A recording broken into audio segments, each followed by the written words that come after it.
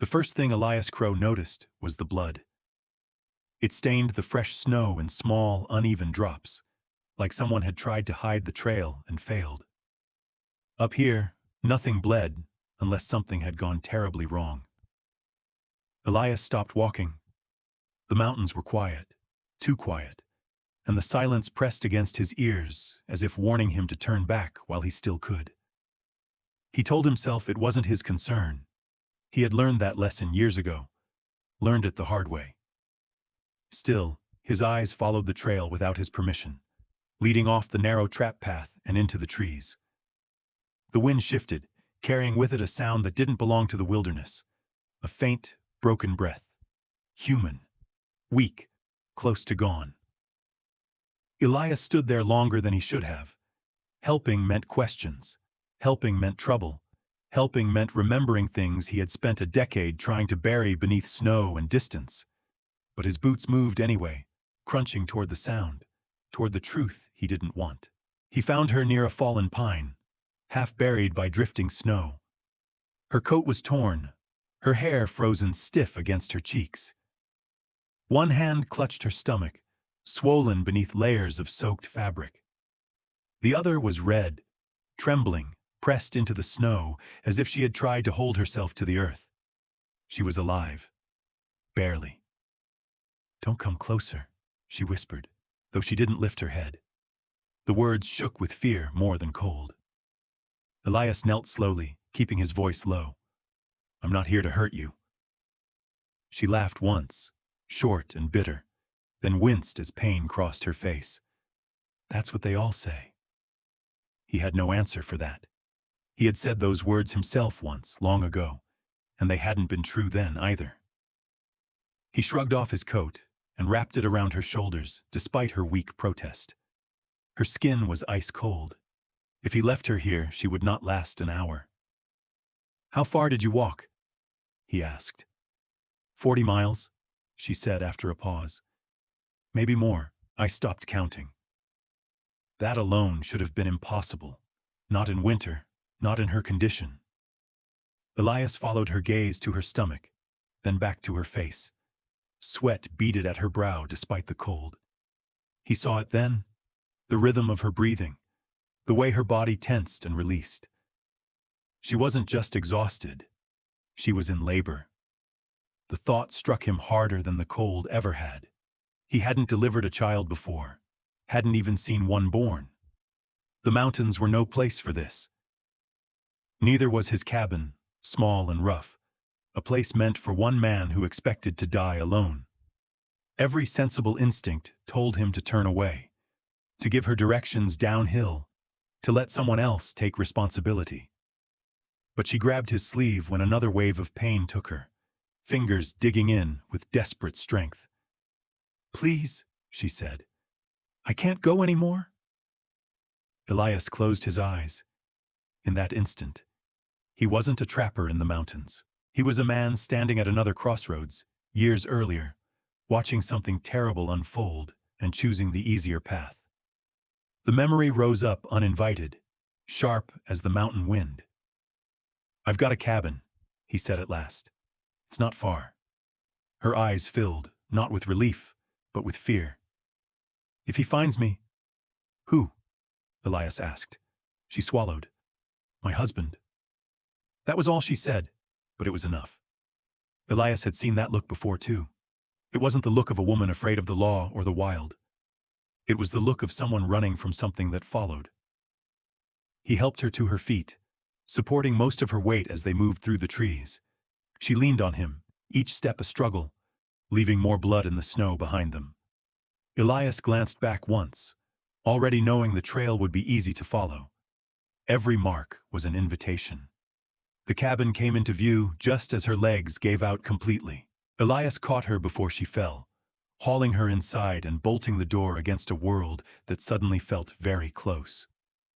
The fire was still warm from the night before. He laid her down near it, listening as the wind howled against the walls like a warning. As he worked to warm her, to steady her breathing, Elias understood something he had tried to forget. By choosing to help her, he had already chosen a side, and the mountains never let a choice go unanswered.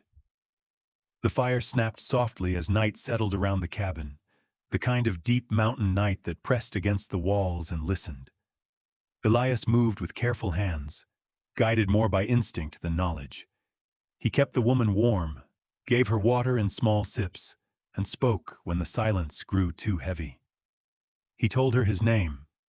She waited a long time before giving hers.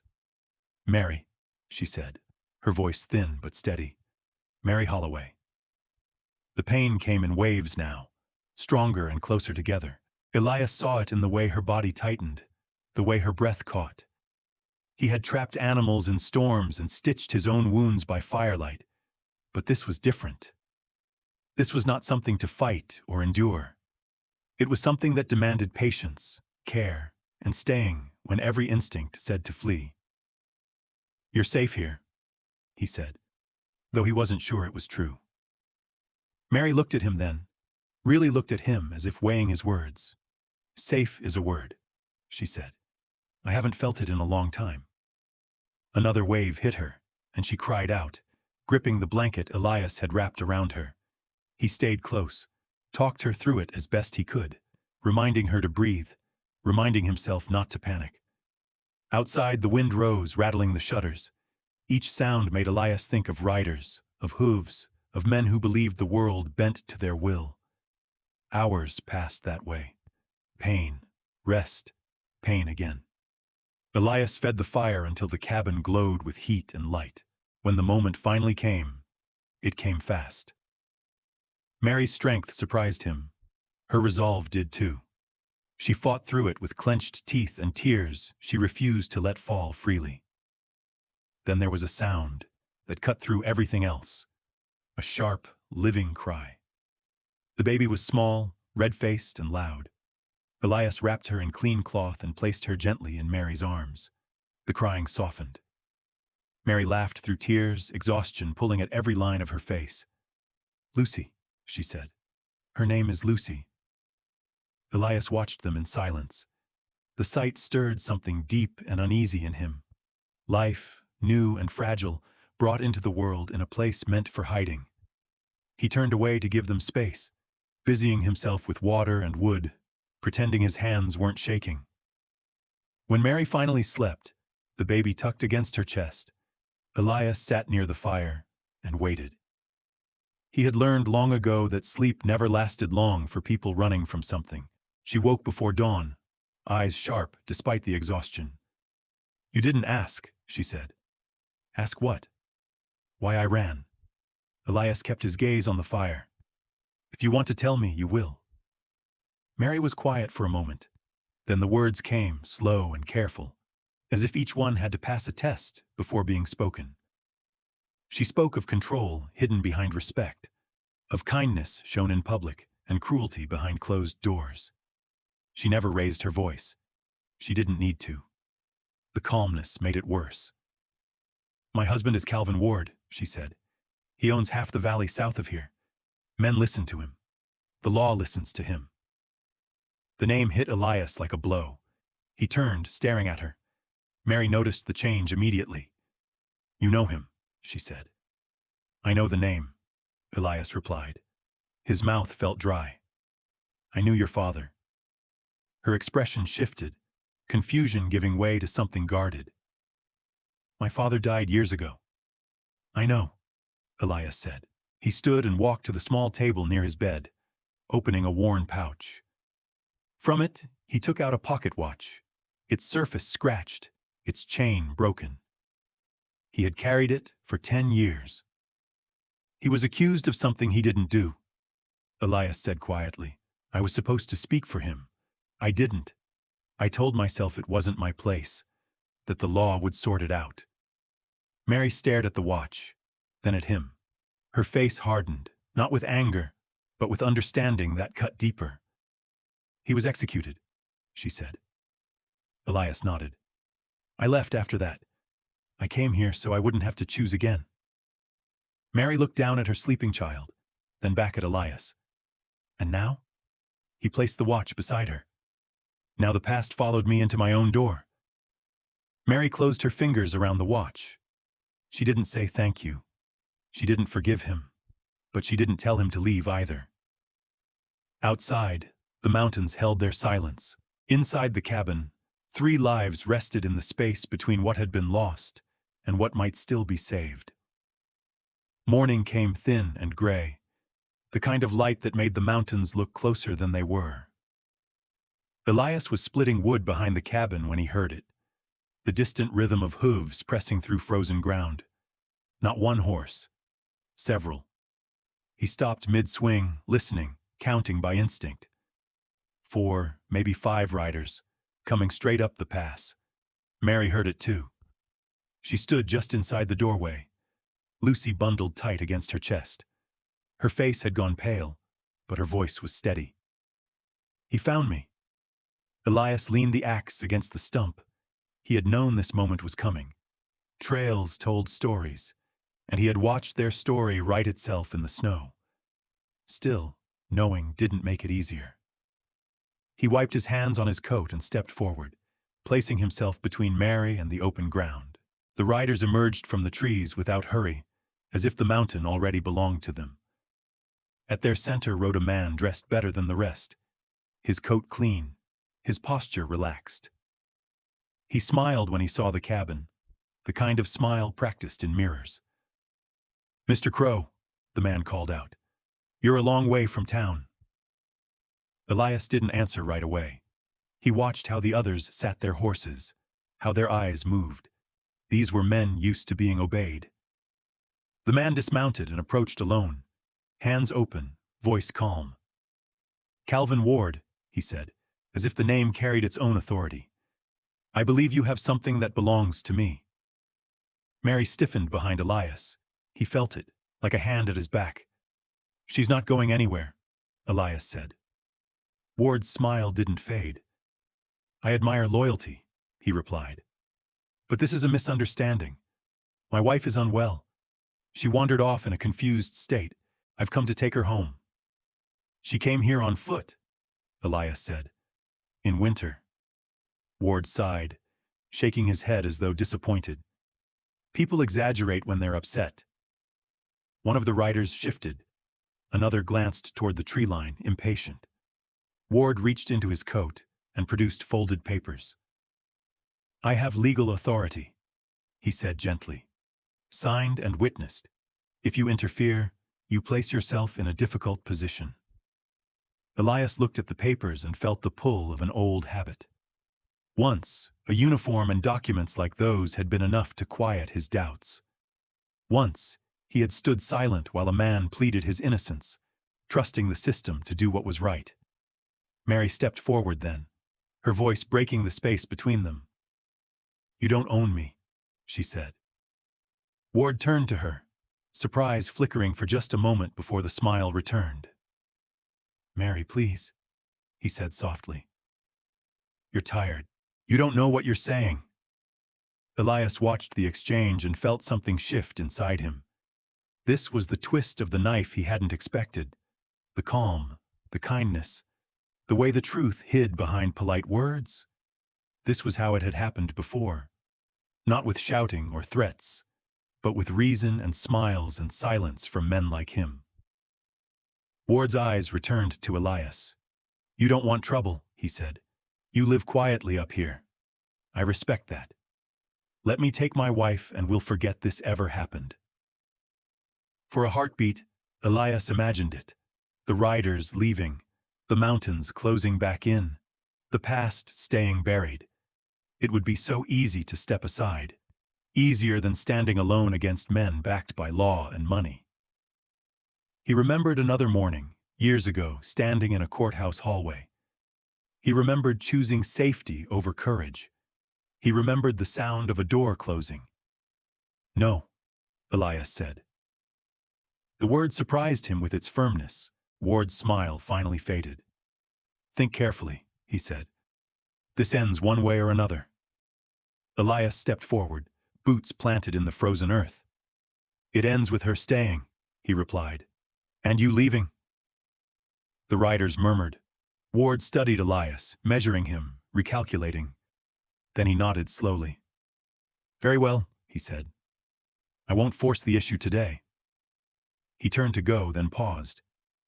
But the mountain isn't the law, he added. I'll return with someone who is. As the riders disappeared back into the trees, the quiet rushed in again, heavier than before. Mary sagged against the cabin wall, her strength finally giving way. Elias closed the door and slid the bar into place. His hands trembled now, the cost of the choice settling in. He hadn't just refused a man. He had challenged everything that once kept him silent. Night came early, sliding down the mountains and settling around the cabin like a heavy coat. The fire burned low and steady, casting long shadows across the walls. Elias sat at the small table, sharpening his knife more out of habit than need. Each slow stroke of the stone was a way to keep his thoughts from running too far ahead. Mary rested on the bed, with Lucy sleeping against her chest. The baby's breathing was soft and even, a fragile sound that somehow made the cabin feel fuller than it ever had before. Mary watched Elias for a long time before speaking. "You could have sent me away," she said. "You still can." Elias stopped sharpening. "I won't." She nodded, accepting the answer without relief or gratitude. "He'll come back," she said. "With more men, with the sheriff." "I know." Silence settled again. Outside, the wind moved through the trees, steady and patient. Elias stood and walked to the shelf near the door. He reached for the small bundle wrapped in cloth, hesitating before bringing it back to her. "This belonged to your father," he said. Mary sat up slightly as he placed the pocket watch in her hand. Her fingers closed around it at once, as if the weight of it was familiar. "He carried it everywhere," she said quietly. "I thought it was gone." "It should have been returned to you," Elias replied. "Years ago." Mary studied the watch, then looked up at him. "You left?" "Yes." "You didn't try to stop it?" "No." The honesty sat heavy between them. Elias took a breath, feeling the words press against his chest. "I was afraid," he said. "Afraid of being alone. Afraid of losing my place. I told myself staying quiet was the same as staying clean." Mary listened without interrupting. When she spoke, her voice was calm, but there was pain beneath it. "My father believed in the law, even when it failed him." Elias nodded. "That's what makes it worse." Mary looked down at Lucy, brushing her thumb gently across the baby's cheek. "I don't know if I can forgive you," she said. "But I see what you're trying to do now." "That's all I ask," Elias replied. They sat with that truth for a while.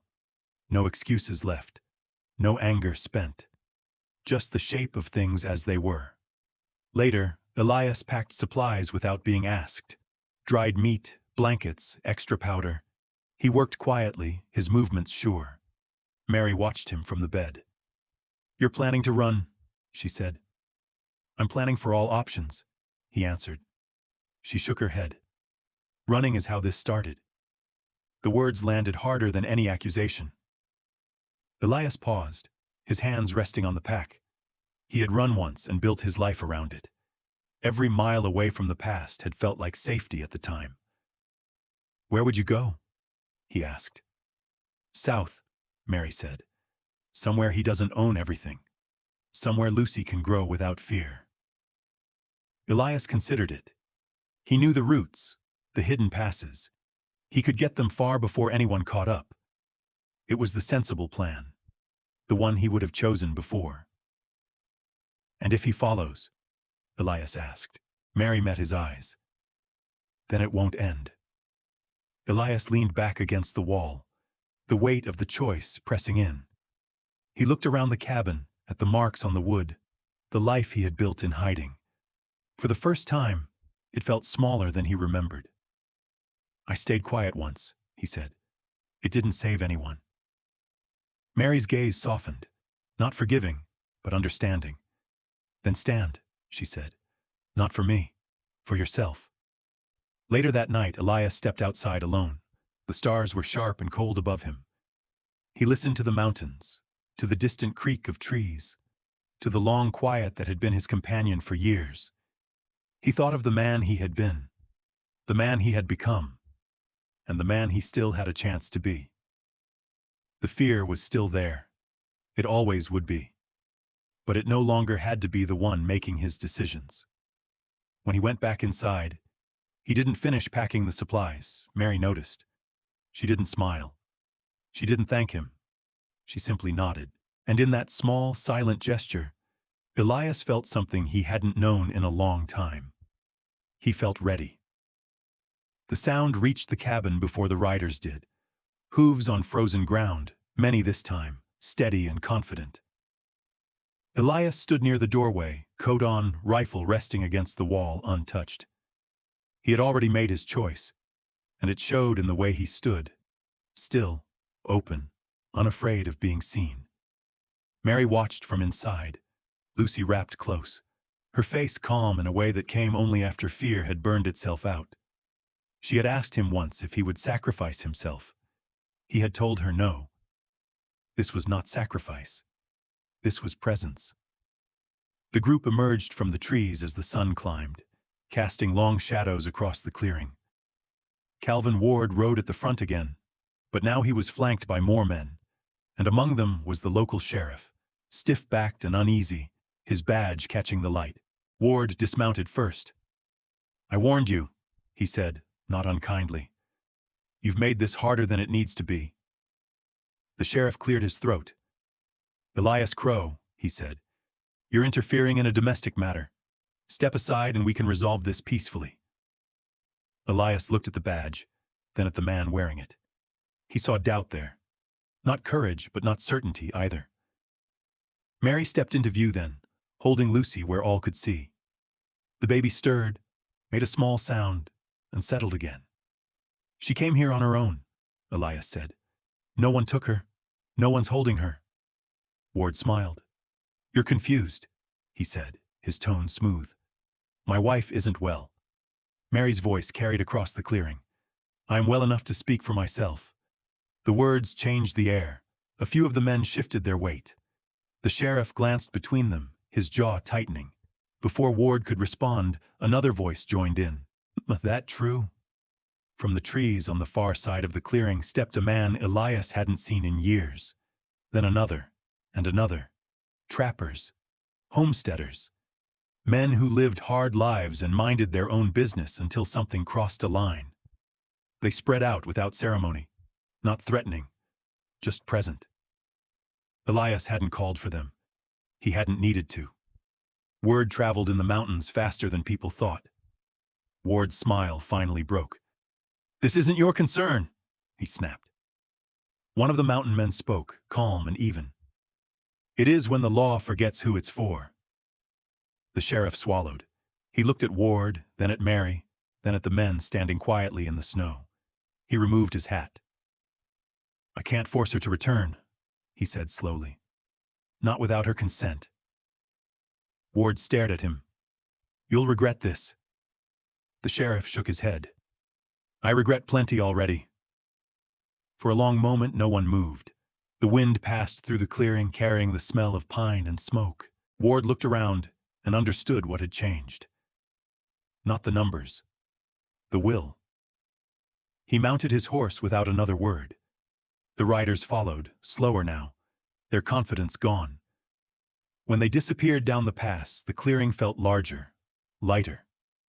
The mountain men lingered only long enough to nod at Elias, then faded back into the trees, returning to lives that would not be written down. Elias turned to Mary. "It's over here," he said. She nodded. "Here," she agreed. They didn't leave that day, or the next. They waited until the snow softened and the roads opened. When they did go, it wasn't as fugitives but as people moving forward. Elias locked the cabin for the last time. He didn't look back. The road south was long, but it felt different than the one he had taken years before. Mary walked beside him when she could. When she couldn't, Elias carried Lucy without being asked. At a bend in the road, Mary stopped. "You didn't run," she said. Elias thought about that. "No," he replied. "I stayed."